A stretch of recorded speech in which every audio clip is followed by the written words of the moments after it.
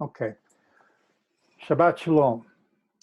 Welcome to setofmoon.com. This is Joe Dumont, and we are keeping the first day of unleavened bread today. This is 2020, so this is March 11th, Wednesday. We have all agreed that the Aviv barley is ready. I'm hoping to get another report about that by Friday this week, but we'll see if that comes out. But what we've been doing here the past few days is we've done the foot washing.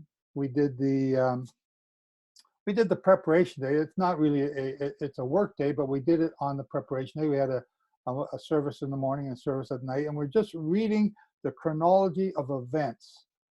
We're going through the chronology of events and reading them as they happen and living them out in real time so that we can see the proper time for keeping Passover. Is it the foot washing, is that the Passover, or is the Passover the next night? And I'm pretty sure that we already established that already, but I like to just drive it in a little bit deeper as we're going.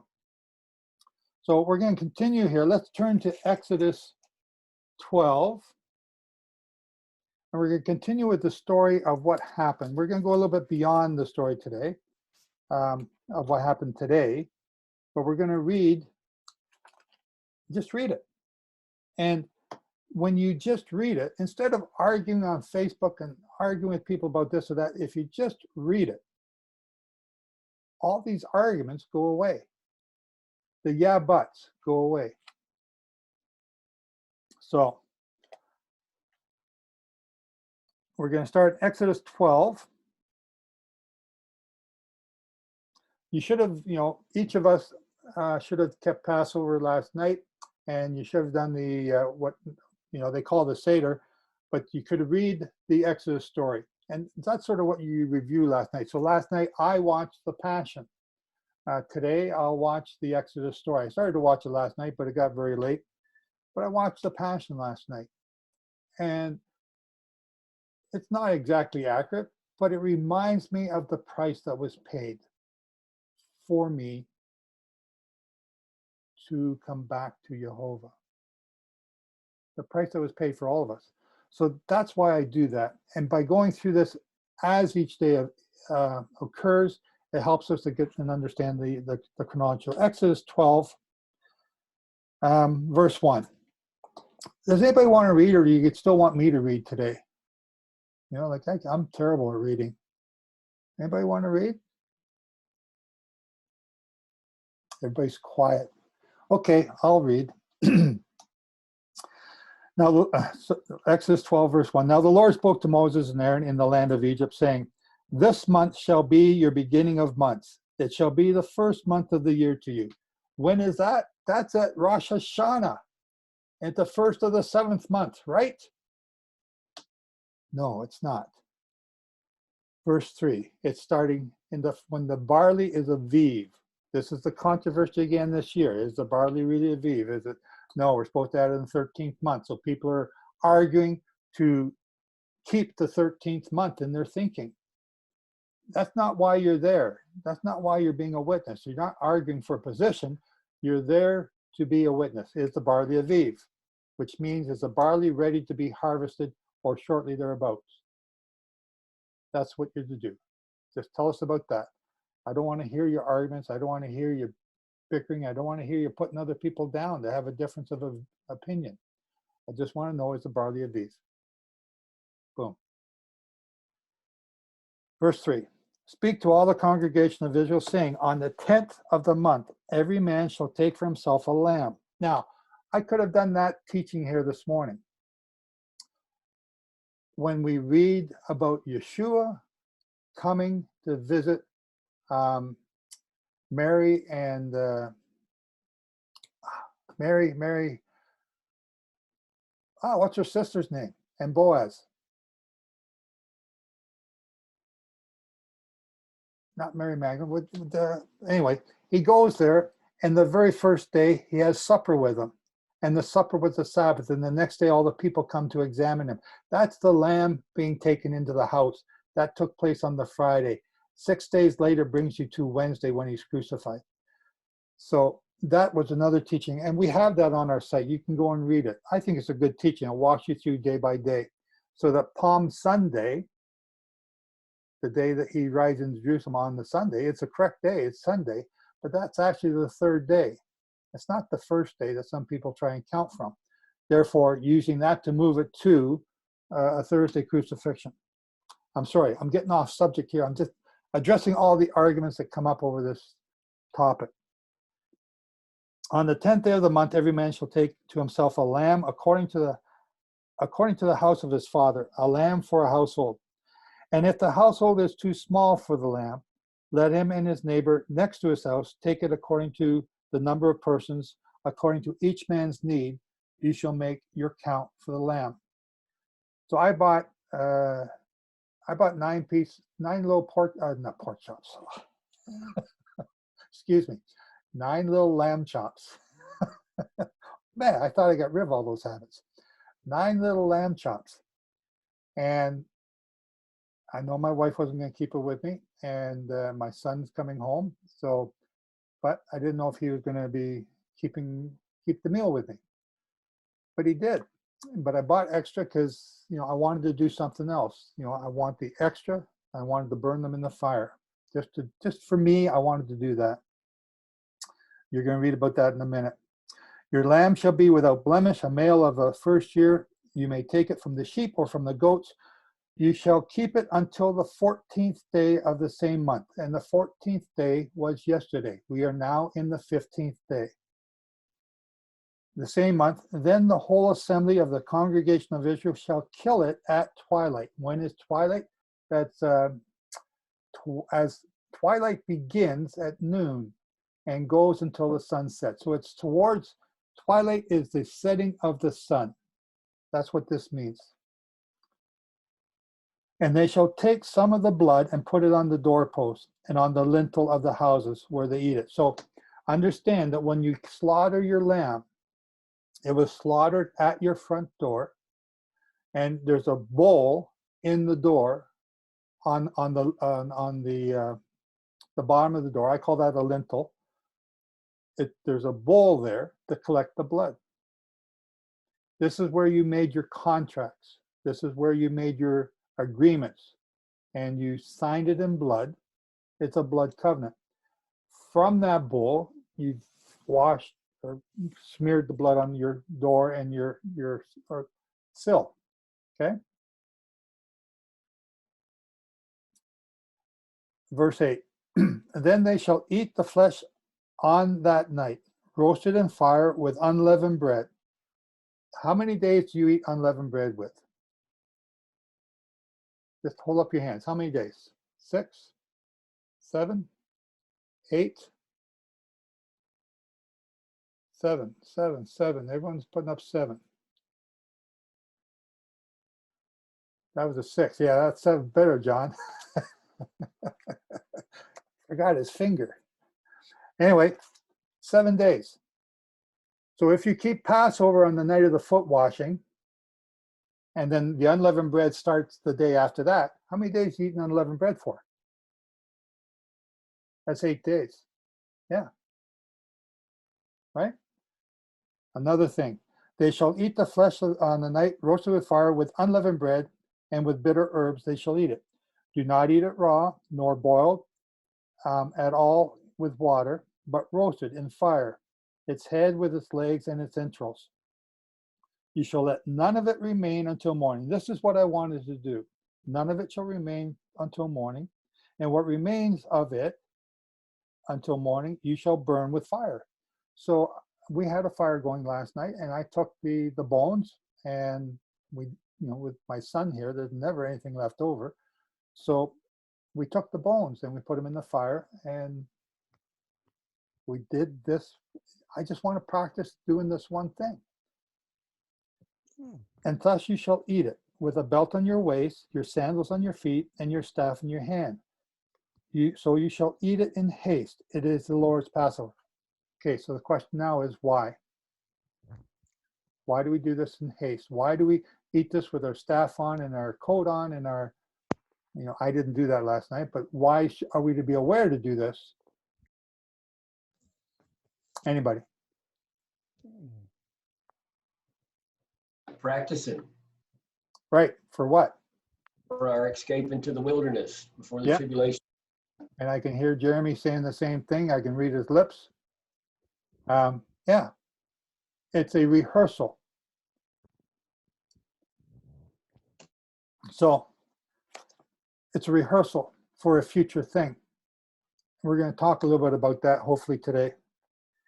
Verse 12, for I will pass through the land of Egypt on that night and will strike all the firstborn in the land of Egypt with man and beast, and against all the gods of Egypt I will execute judgment. I am the Lord. I am Jehovah. So we talked a bit about that yesterday. Wow. The destroyer. Right? Now the blood shall be a sign for you on your houses where you are. And when I see the blood, I will pass over you. That's where we get this name from, passing over. It's actually Jehovah standing in front of the door, guarding the door from the destroyer. And the plague shall not be on you. I'm just going to mute everybody again because I get feedback. Okay? If you have a question, you can open your mic up and ask. And let me know. But this is what this is for. Ask questions along the way. You know, it's not as the night to be much remembered with more regiment. I did want questions then. Now, yeah, I'll take questions. We'll talk and we'll have some discussions. Don't be afraid to ask. The only stupid question you have is the one you never ask, and I say goodbye. So don't be afraid. I don't embarrass anybody unless it's Randy or somebody that I know.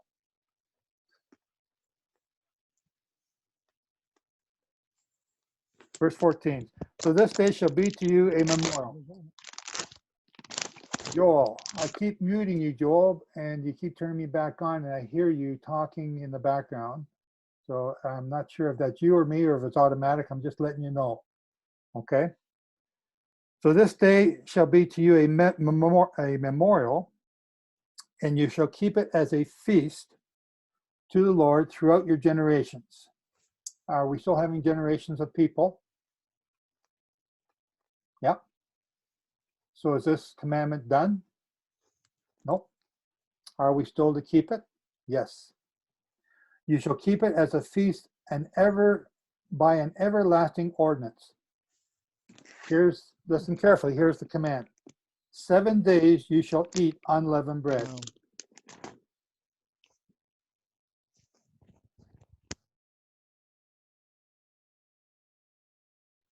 7 days you shall eat unleavened bread. Not 8. On the first day that you eat unleavened bread, on the first day you shall remove leaven from your houses.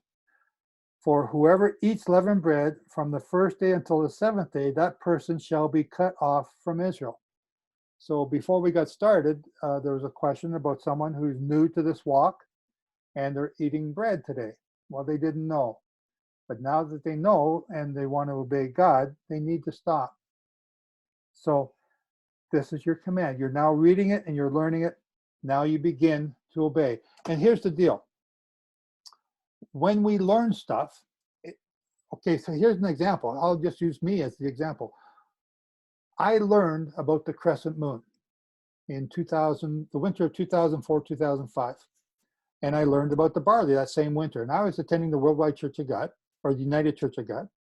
And we kept the Hillel calendar, and I didn't know any different. But I learned this from Nehemiah and Michael Rood down in Michigan. I went to one of their meetings. And it was, wow, this is so amazing. It makes so much sense. And wow, okay, but how do I prove it? I couldn't prove it. And then I realized that the proof was in the feast, the day at Feast of Trumpets. That proves that you use the crescent moon to begin the year. So then it came time for Passover season. Am I going to keep it according to the crescent moon? Because now that I know that you use the crescent moon, am I going to obey? Or am I going to follow the Hillel calendar and continue to go with the Worldwide Church of God people? excuse me. Okay, not a problem. Whoever just wrote me there, just so you know, it's not a problem. I understand. So that was my test. Are you going to obey? So as you obey, Jehovah moves closer to you. When you stop obeying, he stops moving closer to you, and he waits for you to come to him. He's not going to force you to love him. And by obeying him, by keeping his commandments, you are showing your love towards him. So I decided that year I was going to keep both Passovers on both days. And, because one Passover will be one day and the next night will be the Passover for the other group, or maybe 2 days different. I thought, okay, I can sneak that in. Nobody will notice, right? Well, lo and behold, doesn't Nehemiah announce that year we're going to be keeping Passover 30 days before everyone else? Oh man, 30 days. That means I got to keep these holy days twice in 2 different months. How am I going to do that? People are going to notice. And I got mad at Nehemiah. I got mad at the wrong person. I needed to get mad at me. But I got mad at Nehemiah. So I vented on him. That's my first email to Nehemiah. Ugh. Anyway, I decided to obey and keep that commandment according to the crescent moon, according to the bar. I keep it 30 days early. And from the day that I obeyed, on the holy day, because that was my test, that's when I was revealed about this in Jubilee cycles. As you obey, more will be revealed to you. Had I not have obeyed, I believe I would not have learned about the Jubilee cycles, and I would not be sitting here in front of you today. It's that simple. So as each of you obey, he opens up your mind to more understanding. And the questions that you have when you ask him, he reveals them to you. So many times I've had sermons come in telling me the answer to the question I had. I just didn't know what. I prayed about it. Next day there's a sermon or somebody teaching something on the very thing I was looking for. Or I found it in the Bible. Oh, there's the answer. He will show you. It sounds hokey, but that's the way it is. Okay. Where am I? 15, 7 days. Okay, verse 15. 7 days you shall eat unleavened bread. On the first day you shall remove leaven from your houses. For whoever eats leavened bread from the first day until the 7th day, that person shall be cut off from Israel. So as you learn these things, you need to obey. When you stop obeying or start disobeying, you risk being cut off, which means you're going to be killed. On the first day there shall be a holy convocation. That's today. And on the 7th day there shall be a holy convocation for you. No manner of work shall be done on them, but that which everyone must eat, that only may be prepared by you. So this is important. It's a holy day. It's just like the Sabbath, only you can prepare food on today. So you shall observe the feast of unleavened bread, for on this same day I will have brought your armies out of the land of Egypt. This is important. Therefore you shall observe this day throughout your generations as an everlasting ordinance. There it is again, on this day. Let's stop right here. Let's go to Numbers 33 and just read that one. Numbers 33, and we're going to start in verse 1, go to verse 11. Numbers 33. I can't count this morning. Numbers 33, verse 1. These are the journeys of the children of Israel who went out of the land of Egypt by their armies under the hand of Moses and Aaron. Now Moses wrote down the starting points of their journeys at the commandment of the Lord. And these are their journeys according to those starting points. They departed from Rameses in the first month on the 15th day. Important. On this one you should have highlighted, which I don't, which I will now do, because I'm always looking for this verse. They departed from Rameses on the 15th day. after the Passover of the children of Israel went out with boldness in the sight of the Egyptians. For the Egyptians were bearing all their firstborn. When? Today. On whom the Lord had killed among them. Also, all their gods the Lord had executed judgments. Then the children of Israel moved from Rameses and camped at Sukkot. So they left Rameses today, and it says in the dark. I got the wrong verse. It says in the dark somewhere. I don't know where that one is. In the middle of the night, they got up and left Rameses, and they came to Sukkot. They camped tonight at Sukkot. Okay, so that's sort of on the other side of what is, I believe, the the canal. Sorry? There's the Egyptian canal. So it's on the other side of that canal now. And they camped there tonight. Then they began their journey. Then the children moved from Rameses and camped at Sukkot. And they departed from Sukkot and camped at Ethan. Ethan is at what we call Alot in Israel now. It's just outside there, which is on the edge of the wilderness. And that's all we really need, because the rest of it's going to be all the way up until they get to the promised land. So that's enough. They left on the same day that they kept Passover, which was last night. Now the dead are being buried. Right? It's not the day after, like some people are trying to tell us, by keeping the foot washing night as the Passover night.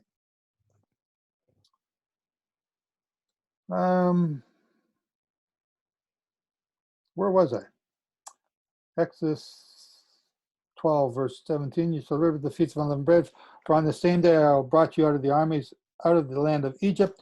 Therefore you shall observe this day throughout your generations as an everlasting ordinance. In the first month, on the 14th day of the month, at even, you shall eat unleavened bread. When was that? Starting last night. On the first month, on the 14th day of the month, at evening, you shall eat unleavened bread until the 21st day of the month at evening. Okay?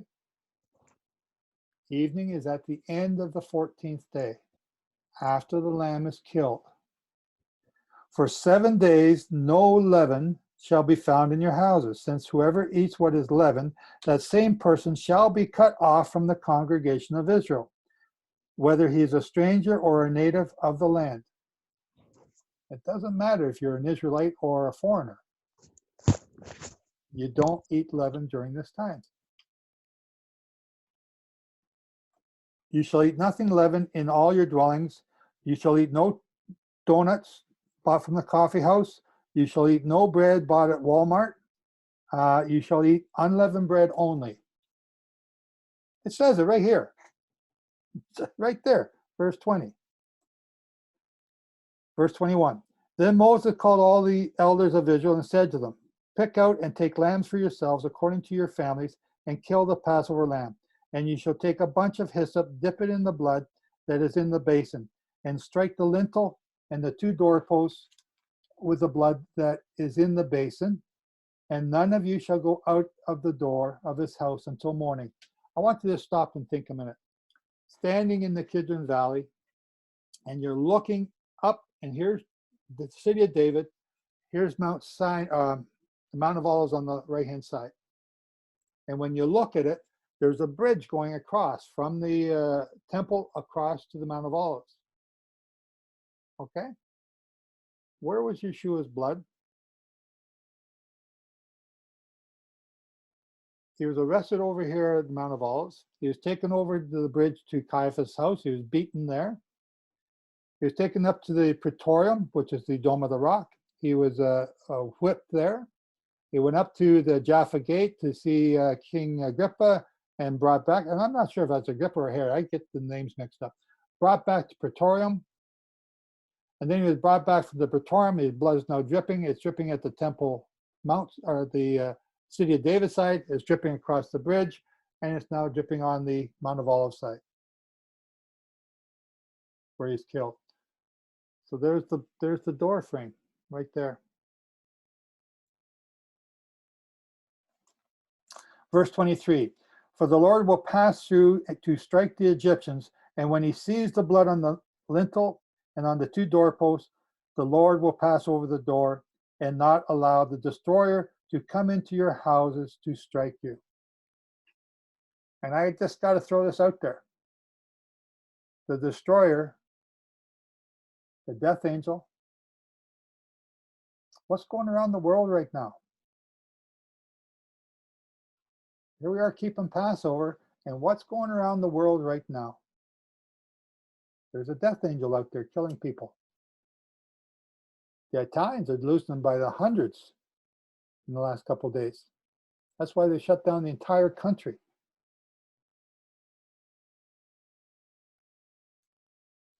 Is it real? Or is this just some fabrication of somebody, some red flag, some Illuminati conspiracy teaching? Is it? I don't know. I'm just reading my Bible and noticing world events going on around me. Verse 24, and you shall observe this thing as an ordinance for you and your sons for one day. You're only to observe this while we're here in Mount Sinai in the Saudi Arabian desert. This doesn't apply to you because you're in North America or in the UK or in Europe. It's forever. It doesn't matter where you are, it's forever. Are we going to be keeping this when we have migrated to Mars or Jupiter? 3,000 years from now? Yes. Yes. Forever. Verse 25, it will come to pass when you come to the land which the Lord will give you, just as he promised, that you shall keep this service. And okay, so they say the sabbatical and jubilee years are only for when you're in the land. Here, Passover is only for when you're in the land. That's what it just said. No, it's forever. It's for everywhere. The same as the sabbatical and jubilee years are. Okay, you can see all my little arguments and fights I've had over the years coming out here. I'm punchy in the morning, very sensitive in the morning. It's Verse 26, and it shall be when your children say to you, what do you mean by the service? That you shall say, it was a Passover sacrifice of the Lord, who passed over the houses of the children of Israel in Egypt, when he struck the Egyptians and delivered our households. So the people bowed their heads and worshiped. And I was able to explain this to my son last night. You know, he's asking, why are we doing this? Yes, right question, perfect timing. Then the children of Israel went away and did so, just as the Lord had commanded Moses and Aaron, so they did. And it came to pass at midnight that the Lord struck all the firstborn in the land of Egypt, from the firstborn of Pharaoh who sat on his throne to the firstborn of the captive who was in the dungeon. And all the firstborn of livestock. So, for those of you that are new, we have a teaching on our website. I forgot what it's called. I'm sorry, I'm having a moment. It's the teaching about who this Pharaoh was, and it's Nefertiti, and she took over for him. It's about King Tut, Tutankhamun. I forgot the Pharaoh's name. Anyway, we have a teaching on it. It shows you why they can't find this Pharaoh, and why this other one that took over afterwards is so strange looking and so weird. Because it's a woman dressed up as a man, and the images of him, it shows like he's kind of weak or feminine looking, but you know, we have this country and western song. It's hard to hide beautiful or gorgeous. I forget what it's called, but this woman was the most beautiful woman in Egypt, and we have statues of her. She's still stunningly beautiful, and now she has to dress up like a man. It's hard to hide beauty. So she became a man because if the enemies found out that they had no emperor, no pharaoh, they would invade her country. And that's how she kept them away for a while. It's a good article. I like it. So Pharaoh rose in the night, he and all his servants and all the Egyptians, and there was a great cry in Egypt. And there was not a house where there was not one dead. We did this last night. We just checked in our family how many people would be dead in our family. And we had three of us. And how many would be dead just in your family alone? You know, do that counting. It almost affects almost everybody. Then he called for Moses and Aaron by night. When is this? By night. The same night as the Passover meal. The same night. And he said, rise, go out from among my people, both you and the children of Israel, and go, serve the Lord as you have said. Also take your flocks and your herds as you have said. Be gone, and bless me also. And the Egyptians urged the people that they might send them out of the land. Just take your time. No, get out of here, and get out of here now.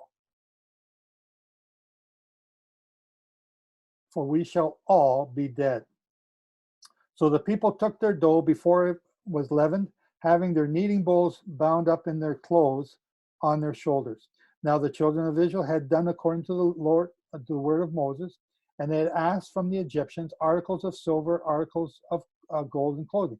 They didn't do this tonight. They did this before. And I think that's in Exodus 11 that you read that. They did this before, days before. And the Lord had given the people favor in the sight of the Egyptians, so that they granted them what they requested. Thus they plundered the Egyptians. Then the children of Israel journeyed from Rameses to Sukkot, which we just read in Numbers 33, about 600,000 men on foot besides children. We don't count the women. Okay, nobody's getting upset. Must be early. A mixed multitude went up with them also, and flocks and herds, a great deal of livestock. And they baked unleavened cakes of the dough which they had brought out of Egypt, for it was not leavened. Because they were driven out of Egypt, they could not wait, nor had they prepared provisions for themselves. So they weren't really expecting to be gone. Moses and Aaron might have, but the people, let's just see what happens. Let's see if this really is going to happen. I don't know. It may not happen. Now the sojourn of the children of Israel who lived in Egypt was 430 years. This is not 430 years in captivity. This is 430 years from the promise to Abraham. Where was Abraham when he got that promise? I think it was down near Hebron. He went into Egypt, and then his wife was taken. 400 years is another one. From when? From the time that his children are going to be persecuted. That was Ishmael persecuting Isaac. 400 years. Isaac was 10. On the very same day this took place on. And it came to pass at the end of 430 years, on that very same day, it came to pass that all the armies of the Lord went out of the land of Egypt. So there's Abraham, there's Isaac, there's Jacob, there's Joseph. There's Joseph becoming the leader in Egypt. Then Joseph dies. And then years after that, a Pharaoh comes who didn't know Joseph. So the actual time that they're in Egypt is about 221 years, 221 years. And out of that time, there might only be 100 years that they're in slavery, or even less. Right? It's not 430 years of slavery. It's 430 years from the promise that Abraham, or that Jehovah made with Abraham, when he cut the pieces in half and walked between it. From that covenant, from that day, on this day when that was made, 430 years later, then they left. It is a night of solemn observance to the Lord for bringing them out of the land of Egypt. This is the night of the Lord, a solemn observance for all the children of Israel throughout their generations. And the Lord said to Moses and Aaron, this is the ordinance of the Passover. No foreigner shall eat it. But every man's servant who is bought for money, when you have circumcised them, then he may eat it. A sojourner and a hired servant shall not eat it.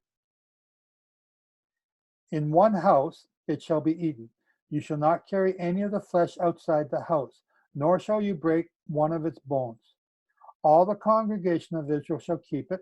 And when a stranger dwells with you and wants to keep the Passover to the Lord, let all his males be circumcised, and then let him come near and keep it. And he shall be as a native of the land, for no uncircumcised person shall eat it. I don't think I need to explain that. It's fairly straightforward. One law, here's something to keep in mind. One law shall be for the native born and for the stranger who dwells among you. Where does the Noahide law come in? It doesn't. Where does this only for in the land of Israel come in? It doesn't. There's one law, Jehovah's law. The whole world is to keep the Sabbath. The whole world is to keep the holy days, and the whole world is to keep the Sabbath and Jubilee years. And the whole world will reap the curses when they don't. And voila, we have the curses happening around the world right now.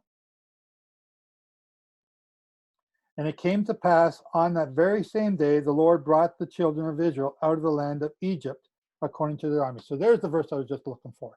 On the very same day that the death angel passed over, and in the night, because Moses and Aaron brought there in the night, get out, get out, get out. They left, and they went from Rameses to Sukkot today, starting in the darkness of the night in the morning, and they camped there tonight. Chapter 13.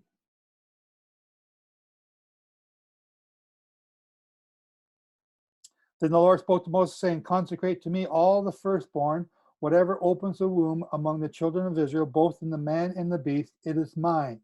And this is why we keep the fast of the firstborn on the foot washing night, starting on the foot washing night. We explained that. We explained that yesterday morning on the preparation day. And Moses said to the people, remember this day in which you went out of Egypt, out of the house of bondage, for by strength of hand the Lord brought you out of this place. No leavened bread shall be eaten. On this day you are going out in the month of Abib. And it shall be, when the Lord brings you into the land of the Canaanites and the Hittites and the Amorites and the Hivites and the Jebusites, which he swore to your fathers to give you, a land flowing with milk and honey, that you shall keep this service in this month. 7 days you shall eat unleavened bread, and on the seventh day there shall be a feast to the Lord. Unleavened bread shall be eaten 7 days. So you're commanded to eat unleavened bread all 7 days. And there's a reason for that. But you learn the reason by doing it. And no leavened bread shall be seen among you, nor shall leaven be seen among you in all your quarters. And you shall tell your sons in that day, saying, this is done because of what the Lord did for me when I came up from Egypt. It shall be as a sign to you, listen carefully, it shall be as a sign to you on your hand and as a memorial between your eyes. Where have you heard that before? It's the mark, the mark of the beast has a similar sign on your hand and on your forehead. So what is the mark of the beast? Well, we don't know. Maybe it's a chip. Maybe it's Satan written across your forehead. Maybe it's Ash Wednesday on your forehead. Maybe it's the barcodes. Maybe it's your passport number. These are all the things people have told me the mark of the beast is. Well, to know what the mark of the beast is, all you got to do is know what the mark of Jehovah is. And here you're told this remembrance of the Shabbat of unleavened bread and Passover is a mark on your hand. Why? Because this is how you earn a living. By taking away, I'm not working today. Today's a work day for me. The guys are wondering, how come I'm not at work? I told them it's Passover. Oh yeah, well, what's Passover? So I explain it. I'm not making money today. What am I doing today? I'm using my noggin, the mark of my head, to think and focus and remember what this day is about. The Sabbath, the holy days, the feasts, the sabbatical years. These are all things that you stop and think about. This is the mark of Jehovah. What's the mark of Satan? It's the same thing, except it takes you away from keeping the holy days. It keeps you worshiping on Sunday. It keeps you working on the holy days. The mark of Satan is any day is holy except for those that are, God said in the book of Leviticus. So we're going to keep Hanukkah, which is not found in Leviticus. We're going to keep Purim, which is not found in the books of Leviticus. We're going to keep Christmas. It's not found in there. We're going to keep Easter. It's not found in here. We're going to keep Ramadan. It's not found in here. We'll keep any day except those days that are found in Leviticus 23. That's the mark of Satan. Here we're being told what the mark of Jehovah is. This is the mark in your hand, the sign on your forehead. This is what seals you to him. Remember the sealing of the 144,000? We're in a refining process right now. We've gone from keeping Christmas and Easter to now keeping the holy days according to the Hillel calendar, the Hebrew calendar, like the Jews do. Then we learn about the sighted moon, and then we learn about the barley, and then we start to refine our process to doing that. Then even amongst us, when is the barley going to be Aviv? We're being refined even more. Who's right, them or us? You know, we all believe, as they do, that we are right. It's a refining process. So don't condemn people. They may learn later. We may learn more later. But that's the mark of Jehovah upon you. You are being sealed with his commandments. Verse 10, chapter 13, verse 10. You shall therefore keep this ordinance in its season from year to year, every year. And it shall be when the Lord brings you into the land of the Canaanites, as he swore to you and your fathers, and gives it to you, that you shall set apart to the Lord all that open the womb, that is every firstborn that comes from an animal which you have, the male shall be the Lord's. But every firstborn of a donkey you shall redeem with a lamb. And if you will not redeem it, then you shall break its neck. And all the firstborn of men among your sons you shall redeem. Now, I could go off on a little teaching on this, but I'm not. We're going to run out of daylight.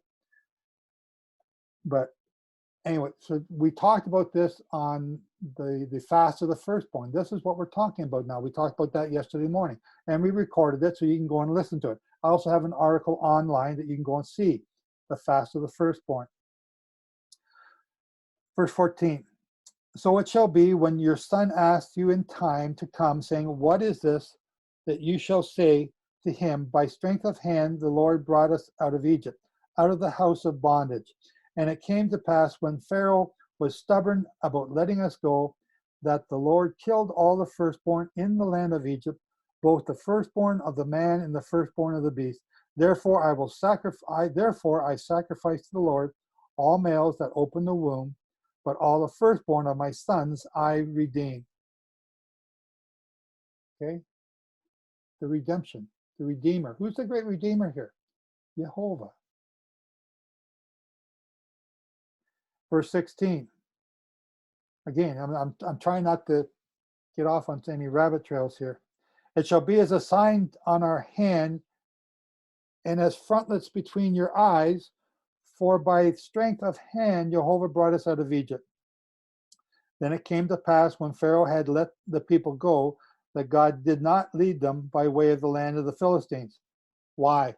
Because 50 years earlier than this, the tribe of Ephraim left to go to the promised land. They knew the command about the 400 years.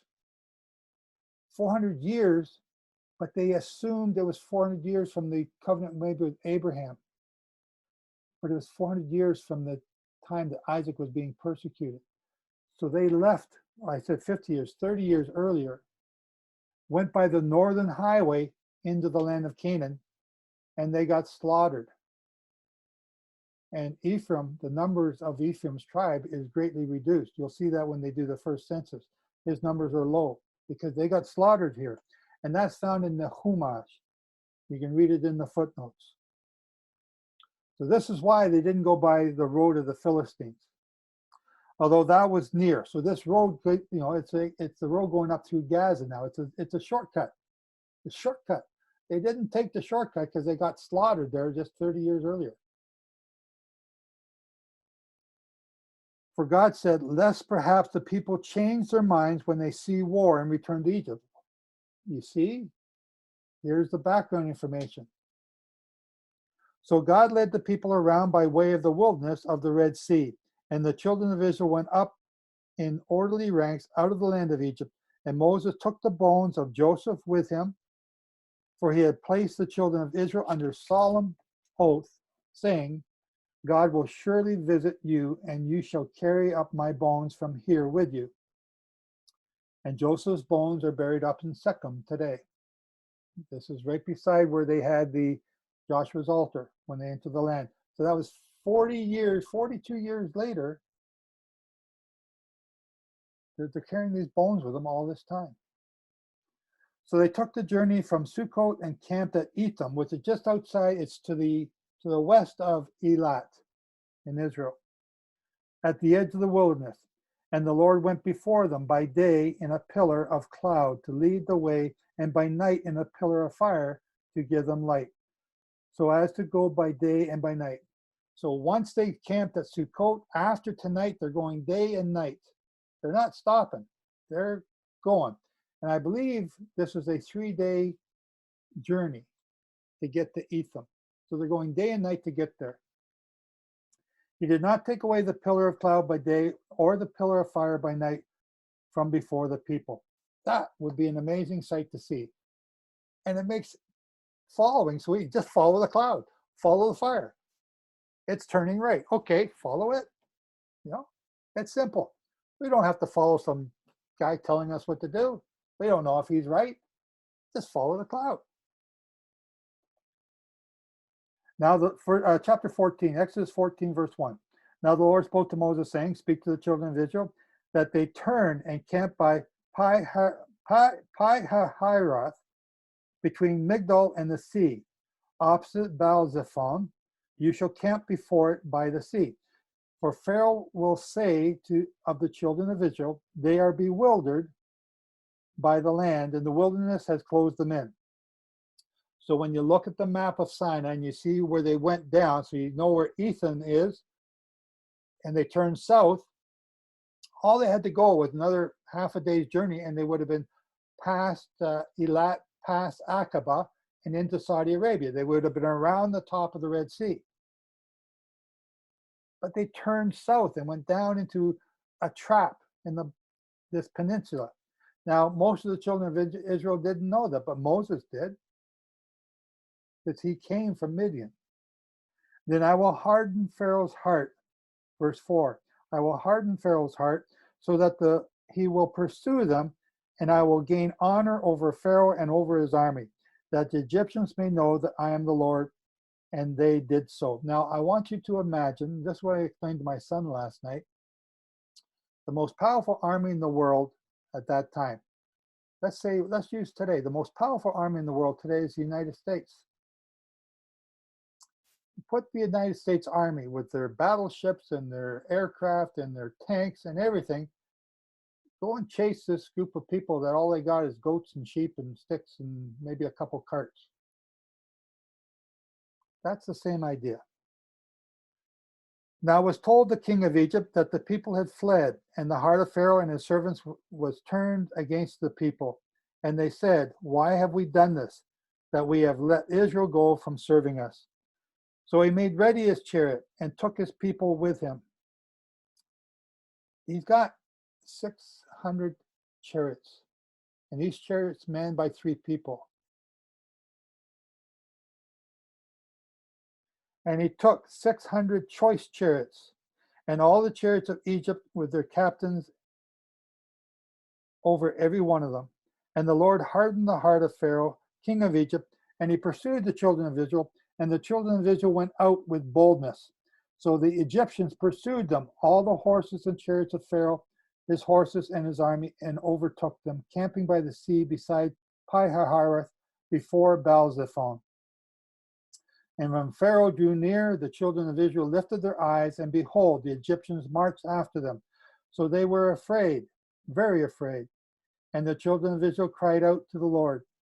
And they said to Moses, because there were no graves in Egypt, have you taken us away to die in the wilderness? Why have you dealt with us to bring us up out of Egypt? Is this not the word of the Is this not the word that we told you in Egypt, saying, let us alone, that we may serve the Egyptians? For it would have been better for us to serve the Egyptians than that we should die in the wilderness. And Moses said to the people, do not be afraid, stand still and see the salvation of the Lord, which he will accomplish for you today.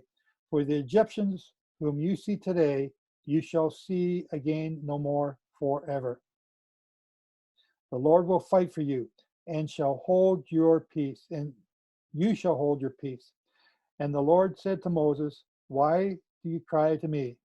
Tell the children of Israel to go forward. And I'm going to stop there, because we've now just covered all 7 days of unleavened bread, and this is the 7th day of unleavened bread that's about to take place here. And we're going to do that on the 7th day of unleavened bread, next Tuesday. So I said the 12 to 15, so we're going to stop here now. I want to just, okay, I got one question here I want to answer, but I want to go to Jeremiah 16, because I want you to think about this week. And some of you already know where I'm going. Jeremiah 16.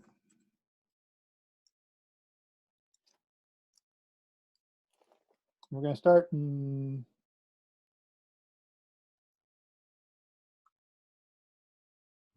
where? 9? 9.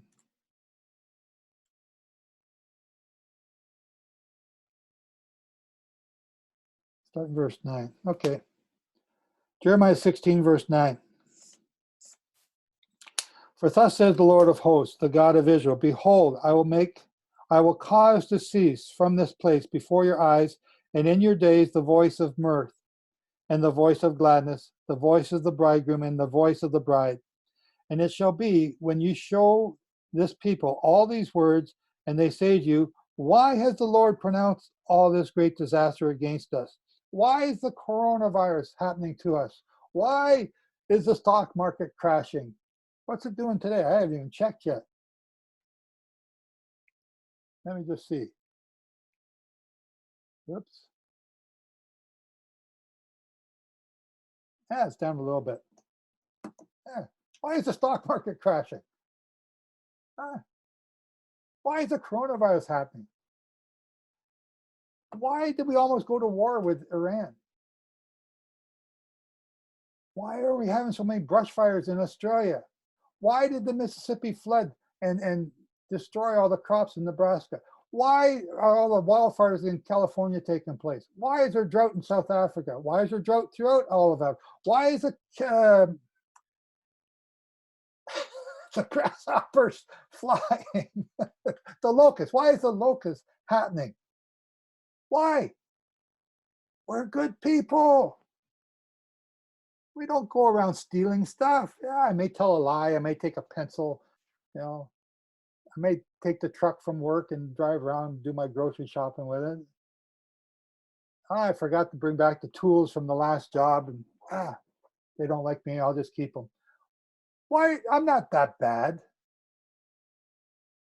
Why? I don't swear. Why is all this stuff happening? Why has the Lord pronounced, verse 10, Jeremiah 16, verse 10, why has the Lord pronounced all this great disaster against us? Or what is our iniquity? What is our sin? Or what is our sin that we have committed against the Lord our God?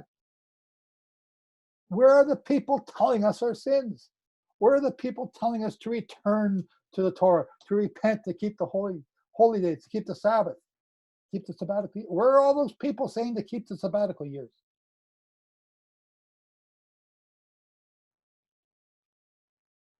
Just One little voice saying that? Come on, where are they all? Verse 11, then you shall say to them, because your fathers have forsaken me, says the Lord. They have walked after other gods and have served them and worshiped them and forsaken me and not kept my law. We said the other day, the gods that you serve that are not gods are demons. And you have done worse than your fathers, for behold, each one follows the dictates of his own evil heart, so that no one listens to me. We see that all around us. Everyone's developing their own conspiracy teachings. Therefore, I will cast you out of the land into a land that you do not know, neither you nor your fathers, and there you shall serve other gods day and night, where I will not show you favor. Now, this is talking to Jeremiah, and they're about to go into Babylon, right? That's what it sounds like it's saying. Let's keep reading and see what it's saying. Therefore, behold, the days are coming, says the Lord, that I shall no more be said, the Lord lives, who brought up the children of Israel from the land of Egypt. Well, we're still saying that now. Is this talking about the time of Babylon, when they came back out of the captivity of Babylon? Did they say the great Exodus when they came out of the Babylonian captivity? No, just a few people came. And Nehemiah wrote their names down who came back. Is this what this is talking about? Verse 15, but the Lord lives, who brought up the children of Israel from the land of the north and from all the lands where he had driven them, for I will bring them back into their land, which I gave to their fathers. This is a second Exodus. People have whole sermons on this. People have ministries on this called the Second Exodus group. What's it talking about? When did this second Exodus take place? It's talking about us in the near future. And I'm going to say it's at the end of the time of the two witnesses, which comes after the 2,300 days spoken of in Daniel 8, which some people I know have written a book about it. I wonder who that is. And I will bring them back into the land which I gave to their fathers. Behold, I will send for many fishermen. What's a fisherman? Yeshua said to the apostles, I will make you fishers of men. What did they do? They went out and preached the word. And what were they trying to do? Lure you, bring you back to the Torah by their persuasive words. What did Shem do? Shem did the same thing when he had Nimrod torn apart to pieces. It was Nimrod's beautiful words that came out of his mouth. That's how he's depicted in the hieroglyphs. Beautiful words coming out of his mouth. Chains, golden chains of words.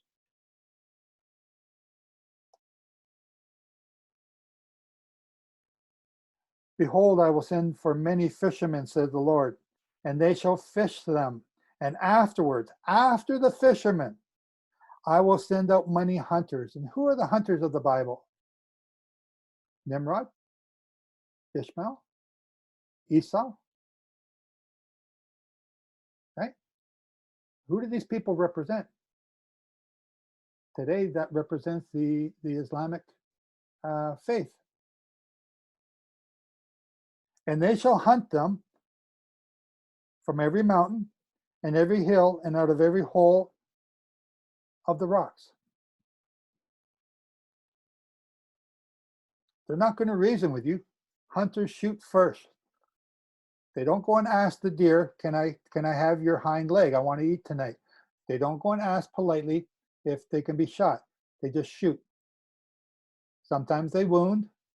Sometimes the deer gets away and is wounded, but they're shot. They're not asked. They're not reasoned with. The fishermen try to reason with you.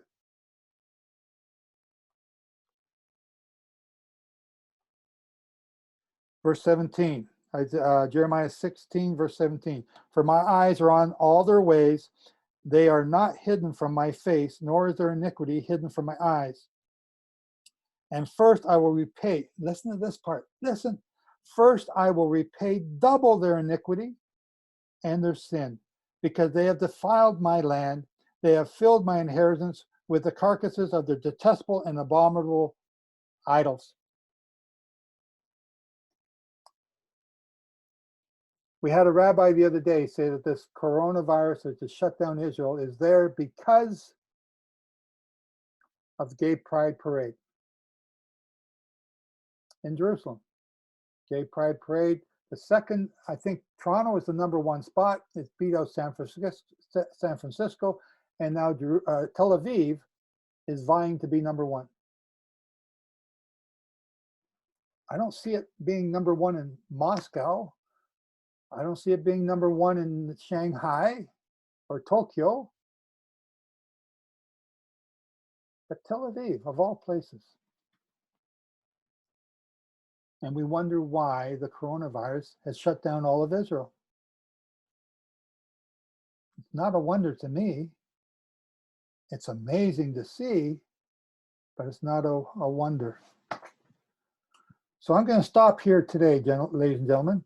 And but I want to take a few moments here because we have a question. I want Jeremy, where are you here? I see you, but I'm just looking for your name in this there. I'll just unmute you there. So Jeremy, you asked a question before we start. I want you to ask that question again now.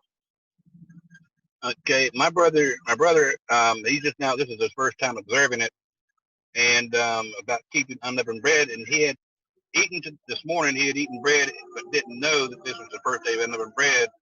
My question was, with him learning this here, his wife, she's just now learning it, but how is he to go about removing unleavened bread from the house if she's not in agreement with him?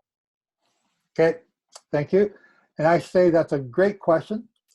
And, you know, my wife, I love my wife, but she's not in agreement with me on this.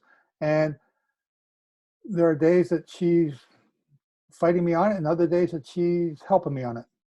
So we have this relationship that's back and forth all the time, and sometimes it's very hurtful.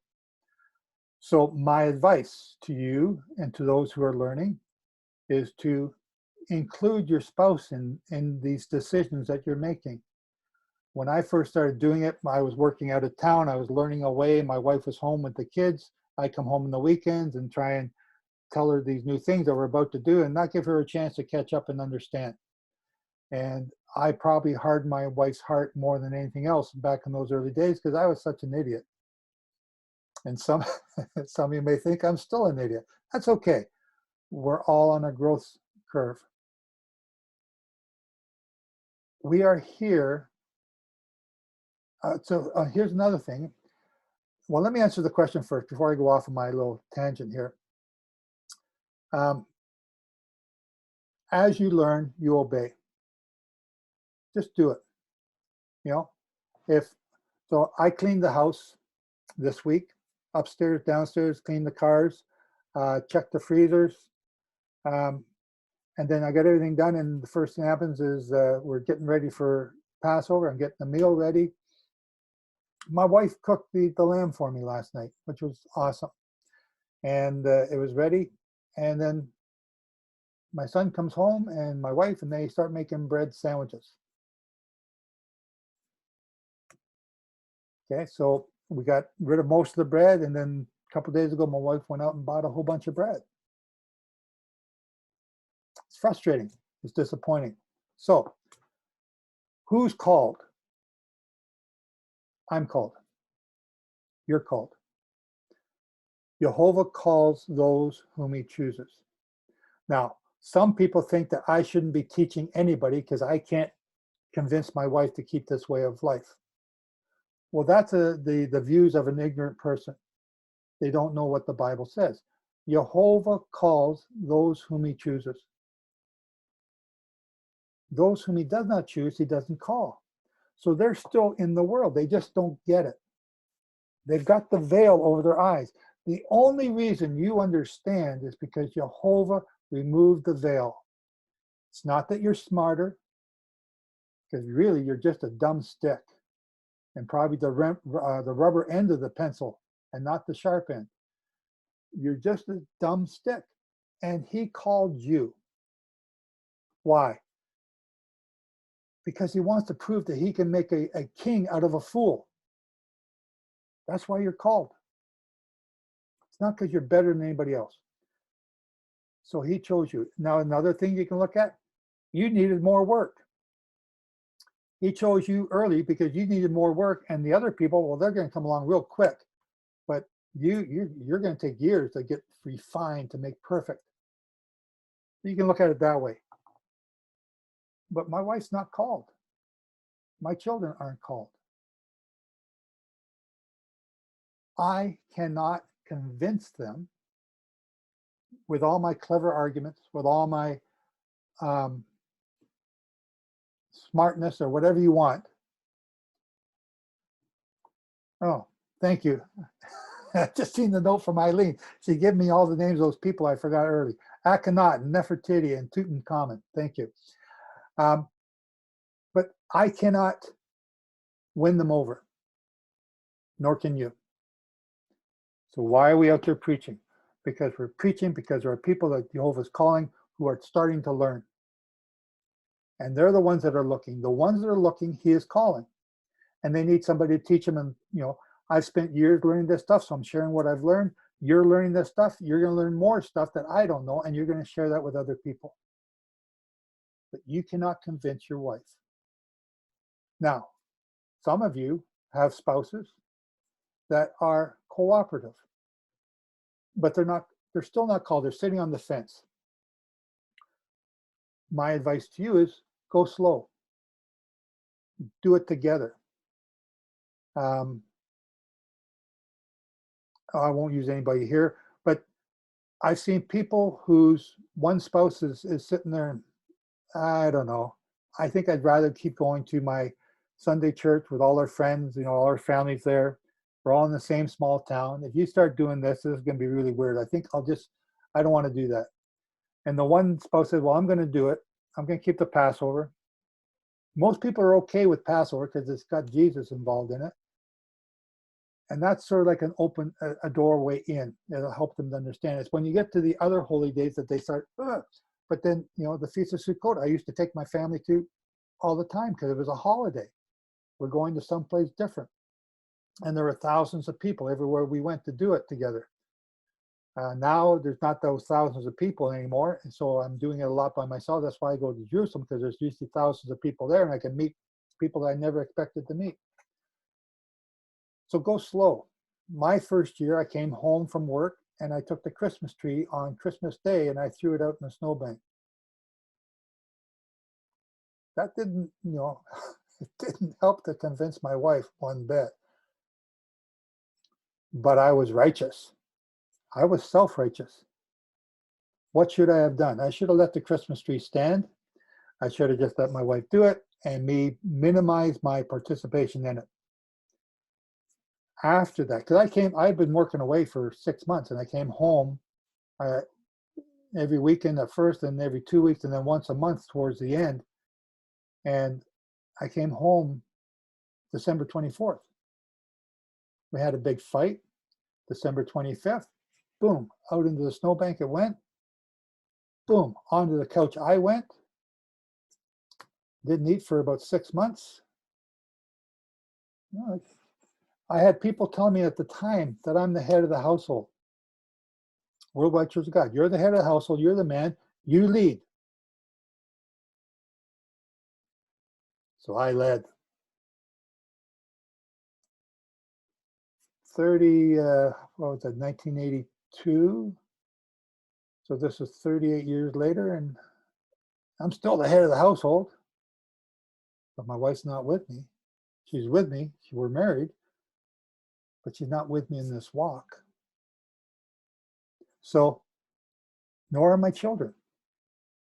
This feuding that we had over the years, the children don't want anything to do with religion.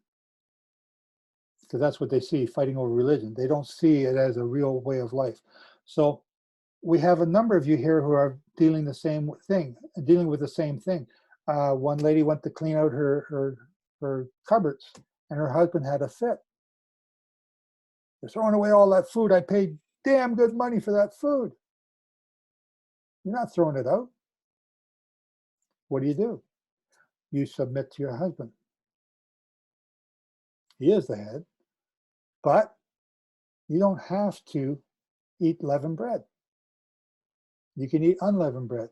Do it quietly. Don't do it in front of them if it makes them mad. You know, we have some people, and I'm not sure if they're in this group here with us today, but there are some people here who are recently learned about this walk, started walking it, and they are tooth and nail fights with their husband.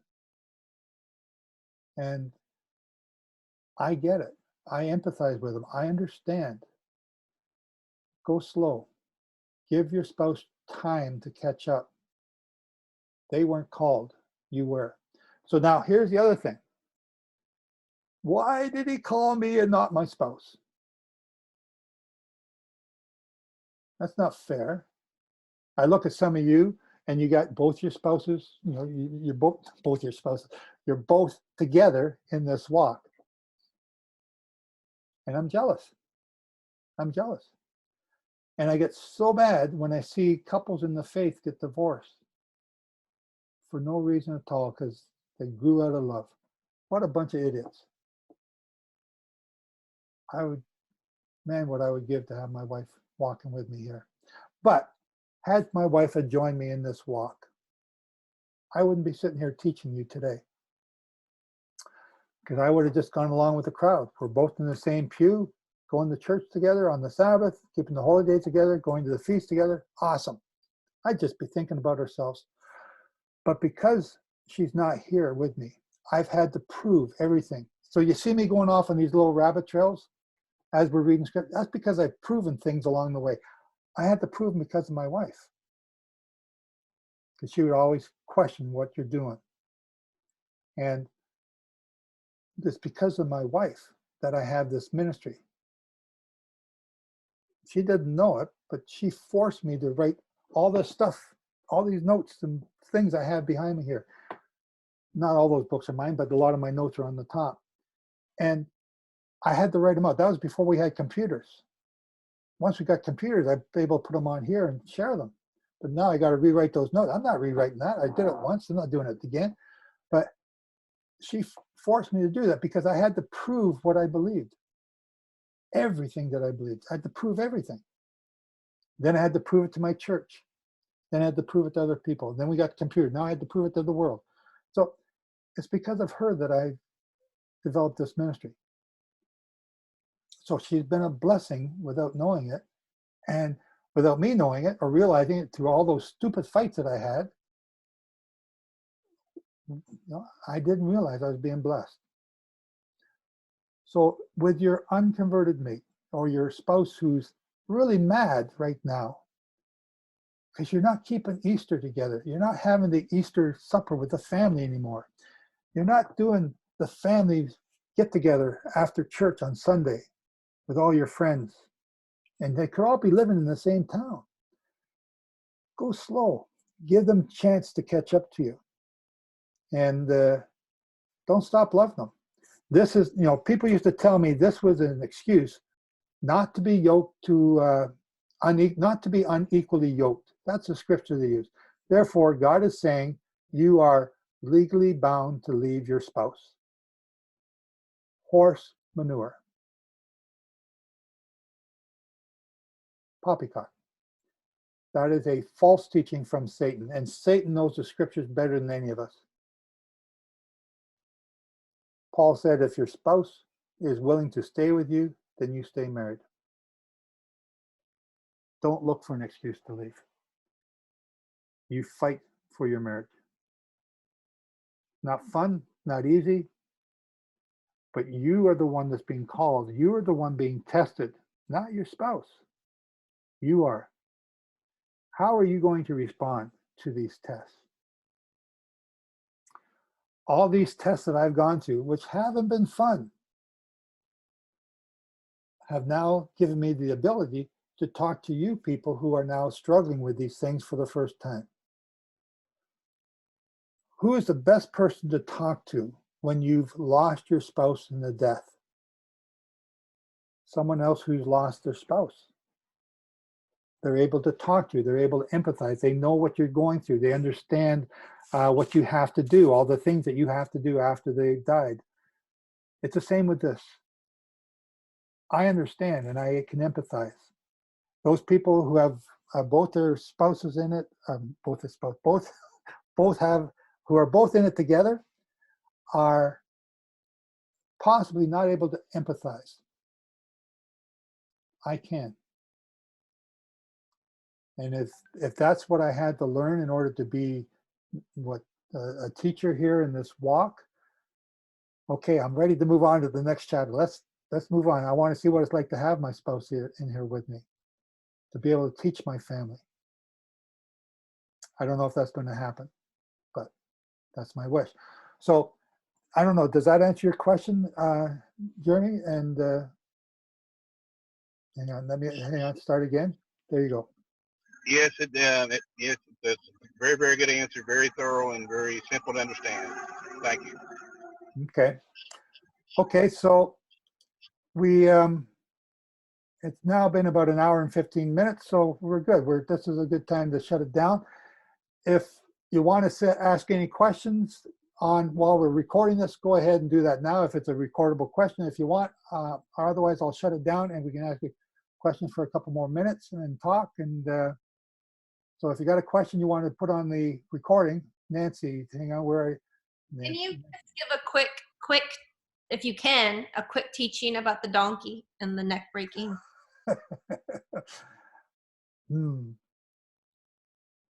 Let me do that off air. Okay. Okay, let me do that one off air. There's so much censorship taking place right now. So I'll do that one off air. Right. Jeremy, you got your finger up. Hang on, you're muted. Hang on, wait. Okay, go ahead, Jeremy. There's one more thing that I had mentioned on that post on Facebook, and I had put it out there when we were talking about getting unleavened out of their house. I had mentioned about if anyone's got any pets, there might be leaven in that food as well. It's very important to get it out of the house as well. Well, okay, so let's stand back. What are you told to do? The command is to get the leaven out of your house. No leaven. So what they're talking about is bread. So in Israel today, they get the leaven, that there's leavening agents in beer and in wine. So they clear all the beer and wine out at that time. Now what they do is they just store it aside. They bring it back afterwards, but they're getting it out of their store for that 7 days. What are you told to do? Get the leaven out so that there's no bread. Right. So that would be the first thing. Now, do we want to go to the next level and go more extreme and get the wine and beer out? You can do that. Do we want to go to the next level after that and get the dog food out and where it might be in any of the other stuff? You can do that. Am I telling you to do that? That's your choice. We're told to get the leaven out. So we go through the house and we get the leaven out. What does this represent? It represents sin. Paul says it represents sin. Is leaven sin? No. Because we used leaven in the next wave offering, right? At Shavuot. So is it sin? No, it just represents sin for 7 days. So the 7 days represents the 7 millennium of man. Not the 7 millennium of the animals, but the 7 millennium of man. So we are to be putting sin out of our lives for 7 millennium so that we can be married to Jehovah at the beginning of the 8th millennium. Right. When Adam and Eve sinned at the foundation of the world, what does it say? He was sacrificed from the foundation of the world. He knew then that he was going to die for our sins. He loves us that much. So again, I'm not telling you to get rid of it, but if you want to for your conscience sake, then get rid of it, right? You can do that. Now, can you find dog food that's not got leaven in it? Maybe you got to start giving them real meat then. Homemade, home food. Yeah. Anyway, that's But grandchildren, you got children, grandchildren like my brother does in West Virginia. They love the snacks and stuff, you know, debbie cakes and stuff like that there. And it's kind of hard for his wife to, and with her being, you know, new to it too, it's kind of hard to tell them kids and grandkids that can't have it for 7 days, you know. well, it's not that hard. You just say, no, we're not going to have it for 7 days. It's not that hard. You just do it. Yeah. The thing is, they're new, and it's a learning curve. So they got to learn to do this. And what they're going to find out once you start doing it, there are, you know, if you go to a Passover meal with a large crowd who have been doing it for years, they have so many desserts there that are so good, that are made from unleavened products. You go like, what have I been so worried about? I will never die. Like people think, I'm going to die. I can't eat bread. I will never die. Look at, I've gotten put on weight from just eating the Passover unleavened food stuff. The desserts there are unbelievable. So what you have to learn is if you're going to take away a cookie, you got to replace it with something else. Well, a lot of people take away Christmas, they replace it with Hanukkah. Well, that's not a good choice. But if you're going to take it away, let's replace it with Sukkot, where you have 8 days of celebrating instead of just 1 day. Right. So Thank you. if you're going to take away the donuts and the cookies right now and the bread sandwiches, let's replace it with something else. I could have salad for lunch every day, rabbit food. It is Easter. Rabbit food sounds good. It's Easter time. Right? What? No. But there's so many. Just look online. I'm not a cook. I'm not a good cook. But there are all kinds of foods there for you to find that don't have leaven in it. You just got to use your imagination. What you're doing is, I want to find a way to obey. Amen. I don't want to find an excuse not to. I want to find a way to obey. Making it easier and simpler for not to where there won't be so much, almost a dreadful thing of, you know, it should be something that you look forward to, not dreading, you know? Yeah. So, you know, we have to look for a way to, why do we do it? Why did I, you know, normally today I would have just slept in. I'm the only one keeping it here. The groups that I attend with, they are still wrestling with it, and some of them are keeping it next month. So I had nobody to go to. The coronavirus, I was supposed to be in Israel today. No, I'm not there. I was supposed to be teaching in Kenya for Passover today. I'm not there. So what do? Hey, I got this online thing. Why don't I start using that more? Okay. And now, you know, we're all together. And then I realized that a lot of us are by ourselves today anyway. And we're looking for company. Yeah. You know, I can't thank you enough. pretty thick. I can't thank you enough for doing this, Mr. Joseph. Yes, you can. I see a car there. I'm only kidding. Anyone else got a question? Otherwise, I'm going to hang up the recording here and just we'll talk offline. Anything else? Okay, let's just close in prayer. Okay. Our Father Jehovah, thank you, Father, so very much for this opportunity to once again remember what you did for us so many years ago, and what you've shown us you're going to do again, so that what you did so many years ago is going to be forgotten by the magnitude of what you're about to do. So we ask, Father, that you bless us, help us to understand your ways and how they are much deeper than just the surface reading that we're reading. Be with these people, Father. Many of us are by ourselves. Please be with those who are, excuse me. Please be with those who are struggling to do this walk alone, with spouses that are not compliant or wanting to be a part of this. Give them wisdom. Give them your wisdom to deal with the world that they have to deal with. And we ask your blessing upon them, Father. Give them strength and give them encouragement, because it's often very often feeling like you're the only one and no one else cares. Please be with them and guide them. So we ask your blessing, Father. We thank you for this day, this first day of unleavened bread. We thank you for all the lessons we've learned in keeping these holy days. Continue to help us to grow, and let your name be glorified in everything that we do, the name of Jehovah, all around the world. Amen. Okay. Shabbat Shalom, everyone. Stop recording.